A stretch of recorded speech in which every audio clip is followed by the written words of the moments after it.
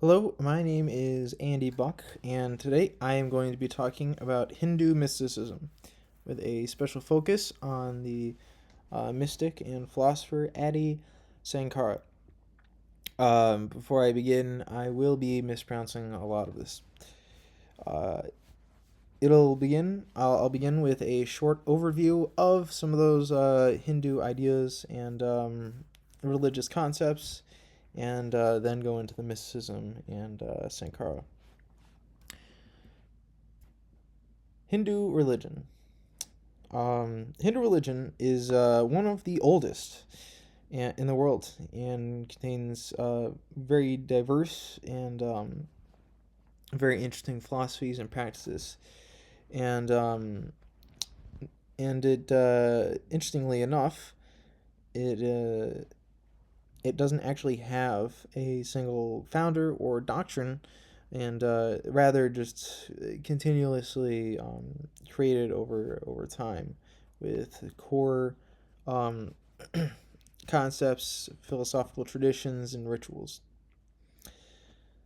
Um, so some of these are the samsara, the circle of rebirth, yoga, the path to enlightenment, puja, worship, Brahman, the what is considered the absolute reality, Dharma, the duty to do what is right, Artha, the pursuit of prosperity, and Atman, which refers to the innermost self in the Adda Veda Vedanta. The key insight is that the Atman and Brahman are identical. And the deities, the Brahman and Shiva represent the creation, preservation, and transformation. However, these personal forms are often misunderstood as expressions of the deeper impersonal reality of Brahman. And paths to mystical union are the following: Raja, um, Raja Yoga, associated with meditation practices found in the Yoga Sutras of Patanjali, involves systematic control of the mind to achieve states of absorption and ultimate meditative union. Bhakti Yoga is the path of devotion involving loving surrender to a personal deity.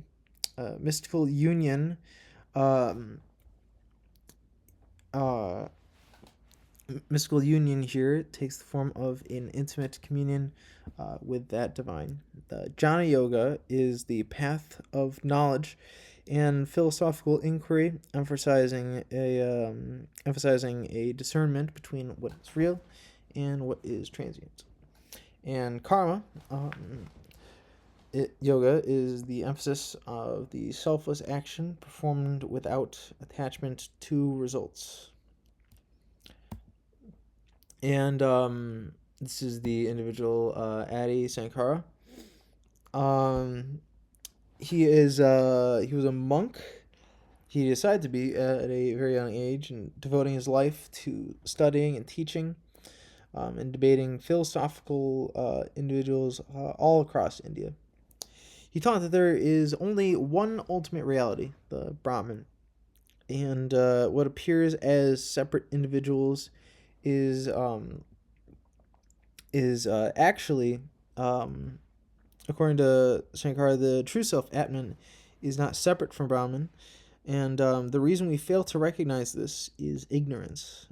That ignorance causes us to identify with the body and ego, creating the illusion of separateness. Mysticism for Sankara is the direct realization of that truth, and ignorance causes individuals to perceive themselves as separate from reality. Though disciplined practice and spiritual insights, one may awaken to non-dual nature of existence. This realization is not merely intellectual, is also transformative. The mystic experiences unity with the ground of being, transcending ego and individuality. A little bit more on that realization. The Sankara outlined a disciplined path to realization. Listening to scripture, reflecting deeply, and the sustained meditation until truth is directly experienced. This realization and listening to a teacher and reflecting deeply on that, practicing meditation, and to let go. The Advaita Vedanta, which literally just means not two, that hence the that non-dual. Sankara taught that there is only one ultimate reality called Brahman. Everything else, including what we think of as separate people and objects, is part of the same reality. He argued that the true self, Atman, is actually identical to the Brahman. The problem is that we don't realize this, and for Sankara, this direct realization of that truth is the mysticism.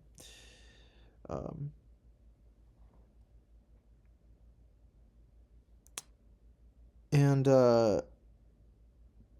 here's a little bit on the impact of Sankara. So he became one of the most important schools of Hindu. He created the Advaita Vedanta, which became one of the most important schools of Hindu philosophy. Many modern spiritual movements that talk about the oneness or non-duality trace back to him. He connected philosophy and mystical realization.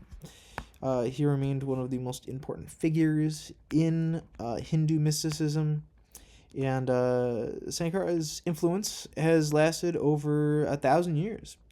He's established monastic centers in all over India, and he has been integral